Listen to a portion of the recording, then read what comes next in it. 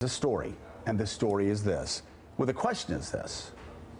Did the intel agencies attach opposition research to a security briefing on a Russian question that is central to America's security, cybersecurity? That's the question. If it is answered that they did, then the question becomes, Willie, why did the intel agency? Just stick it to him. Why did it matter? No, let me finish. Can I finish, please? Just one option. Yeah. Okay, well, maybe there are other reasons, though. There are other reasons. And then, okay, because this is a critical question. Again, we're trying to sort it out for the viewers. Then the question becomes, if that is answered, yes, they did. The question is, why would the intel agencies attach an unsubstantiated report to something that they knew would leak out eventually? Then that becomes a question, I think. I mean, let's not even pretend they would have done that with Obama or George H.W. Bush. Somebody would have taken him to the side and say, hey, just want you to know that. Fill in the blank. But let's try another name. When they attached it, that what happened would happen. Tell him that the Steele dossier had been financed by his political opponents? No. I don't even think I used the term Steele dossier. I just talked about additional material. But did he have a right to know that? That had been financed by his political opponents? I don't know the answer to that.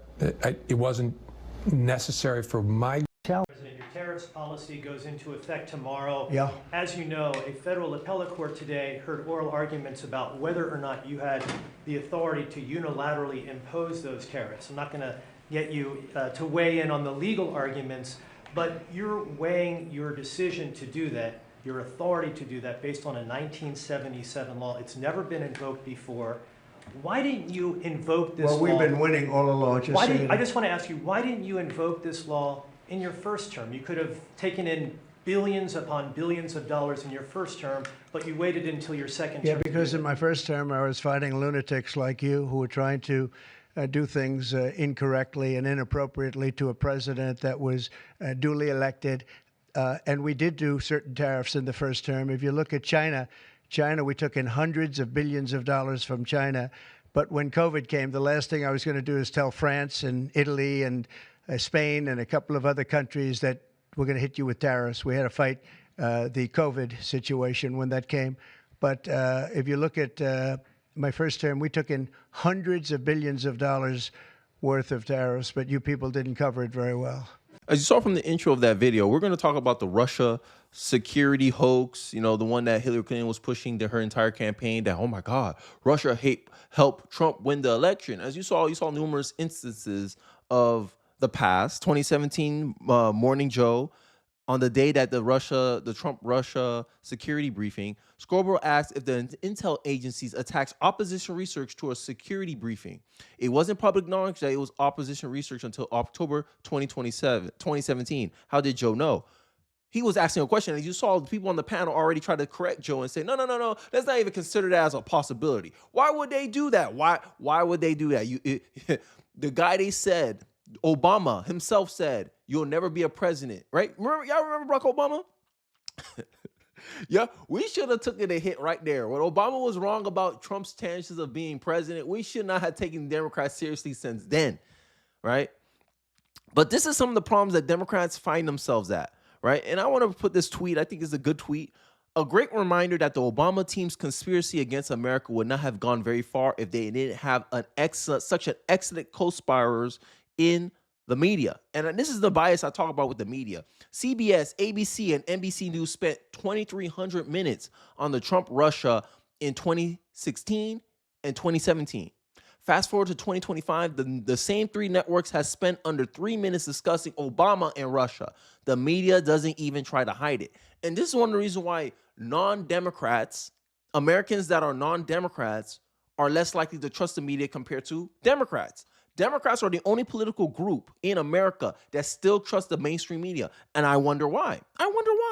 It can't be because of the fact that they always cover it in a left-wing slant.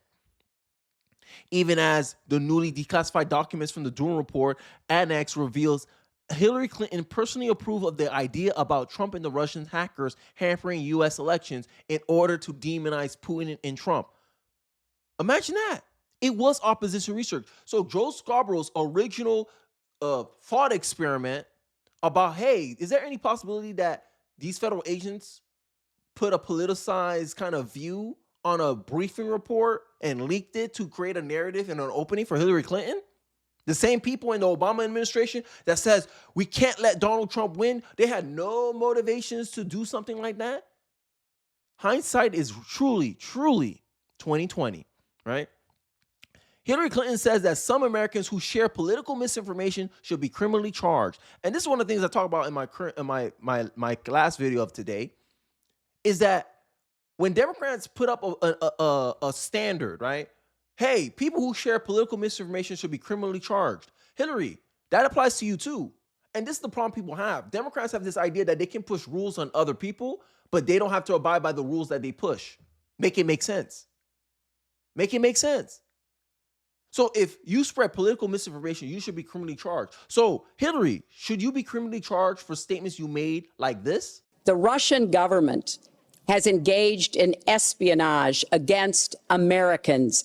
They have hacked American websites, American accounts of private people, of institutions. Then they have given that information to WikiLeaks for the purpose of putting it on the internet. This has come from the highest levels of the Russian government, clearly from Putin himself, in an effort, as 17 of our intelligence agencies have confirmed, to influence our election. So I actually think the most important question of this evening, Chris, is finally, will Donald Trump admit and condemn that the Russians are doing this and make it clear that he will not have the help of Putin in this election, that he rejects Russian espionage against Americans, which he actually encouraged in the past. Those are the questions we need answered. We've never had anything like this happen in any of our elections before. That was a great pivot off the fact that you want open borders, okay?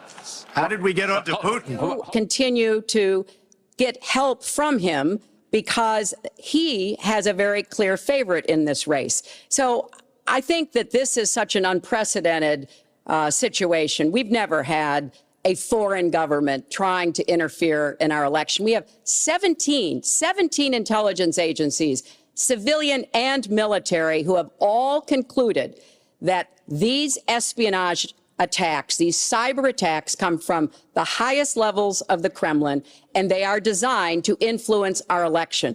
I find that deeply disturbing, and I think it's She has no idea whether it's Russia, China, or anybody else. I am not quoting myself. myself. No idea. I am quoting Hillary, you have no idea. 17 intelligence. Do you doubt 17 our military country has and no idea. civilian agencies? Well, yeah, we'd rather believe Vladimir Putin than the military and civilian intelligence professionals. You condemn any interference by Russia in the American election. By Russia or anybody else. You condemn their interference. Of course I condemn. Of course I can. I don't know Putin.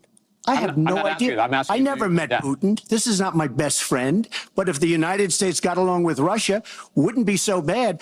So based on your statements, no one's above the law. Democrats were saying this all throughout. No one's above the law, right? Former presidents will always be held accountable. Okay, it's time to hold a former president accountable. Obama, hey, time to hold you accountable. You did it to Trump. Your turn. Hillary Clinton, who should have been prosecuted her. Since she put bleach in her servers, we should have been prosecuted her. But Trump let her off. He's like, nah, it goes against precedent to do this. The moment Democrats got power, they broke precedent like no one came before them. Democrats, y'all don't look. I don't want to hear nothing. If Trump decides to go through with this and actually investigate these people and they find and try to press charges on these people, I don't want to hear nothing from the left because you guys started it. You can't throw the first punch and get mad that the person retaliates. Common sense will tell you that. If I hit somebody, the person has the right to hit me back. And this is something that you don't have to have no political knowledge. You just have to live life and understand that. You expect someone to get their get back. You invented a fake story. Imagine that. You created a fake story. Gaslight America with this fake story because you knew that America didn't have evidence to really counteract that statement as false. Make baseless claims about Donald Trump and his campaign and use the fallacy of authority. Oh, 17 federal agents said this. in an institution that's dominated by Democrats. Gaslight America with disinformation, and America didn't even fall for it. Now in 2025, where corporate media is fighting for credibility, where corporate media is fighting with independent content, normal Americans like me who got to go to work in 2 hours, just giving this as a hobby. Many people think we inform the people better than people who get paid millions and millions of dollars with high production studio type equipment to give information. Make that make sense. Make it make sense. And this is why I talk about on this channel that the media on the TV is not paid to actually inform the American people. It's paid to control perception of the American people. That's what they're paid for. And most Americans, I believe, realize that fact. They got, nah, I don't want to take opinion from this guy getting paid millions of dollars. They're not paying you millions of dollars to inform the American people. There is no real way for any corporate media outlet to cover the story at all. Logically, it can't be done without making major admissions. It will have to be reported entirely by independents, such as myself, such as people who just want to do content, right? The corporate media will not report on these new disclosures showing that the CIA, FBI, Hillary's Russiagate fraud because they were its leading perpetrators. They gave themselves posers for it. Imagine publishing a fake story and then giving yourselves accolades based on reporting that fake story. Take it away. Take all that ish away. Take it away. If you're an American hearing this, actually, if you're anybody, let me know in the comment section. Do you believe they should lose their posers for this crap? You got a poser for reporting fake news. You validated Trump's claim from 2016. Fake news. And you vindicated him in 2025. Wow. If they had to talk about it, they just depict it as Trump prosecuting his opponents.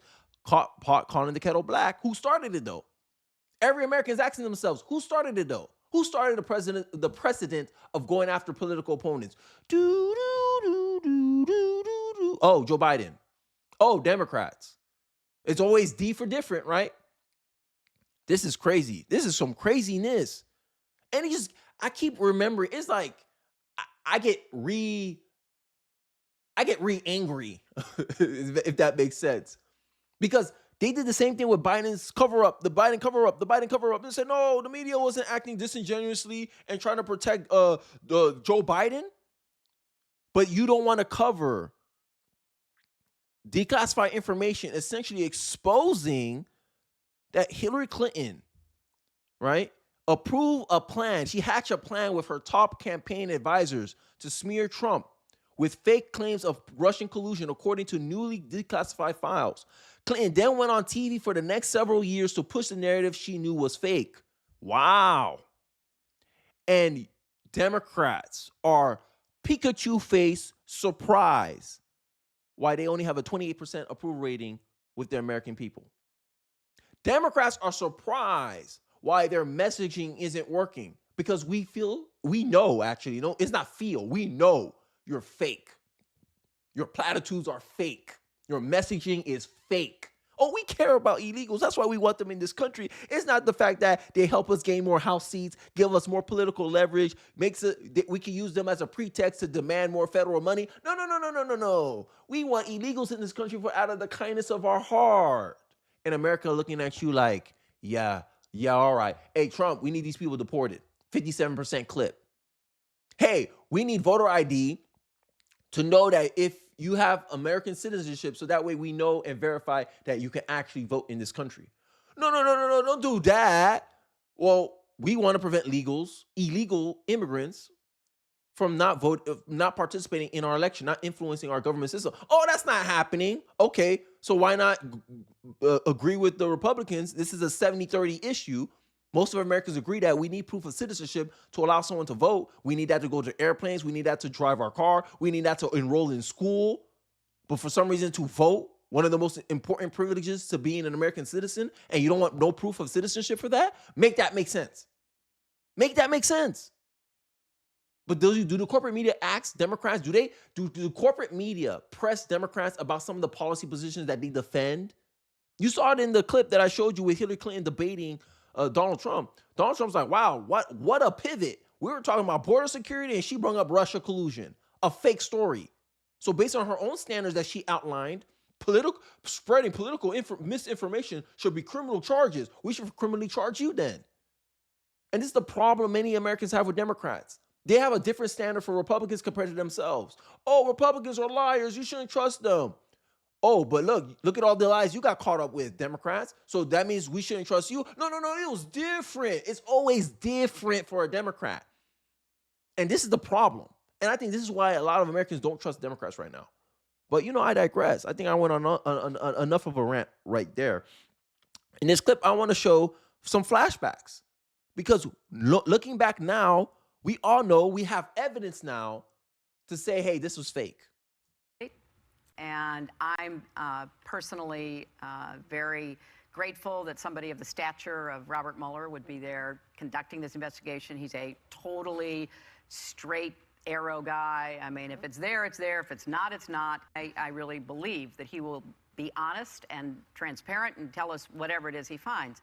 But as I say in the book, and I try to explain what bothers me, there's just too many connections to be called just coincidences. There just are. And, some of it is financial entanglements, and some of it is hunting for, negative information about me, and some of it is calling, people and trying to hide the connections and the media.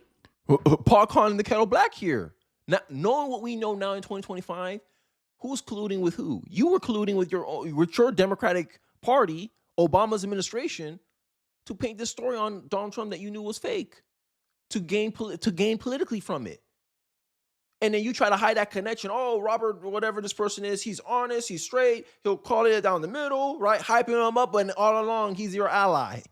Make it make sense. It's like making my wife the judge and saying, oh my God, this is a great judge. She sits it down the middle. If I'm guilty, she'll say I'm guilty.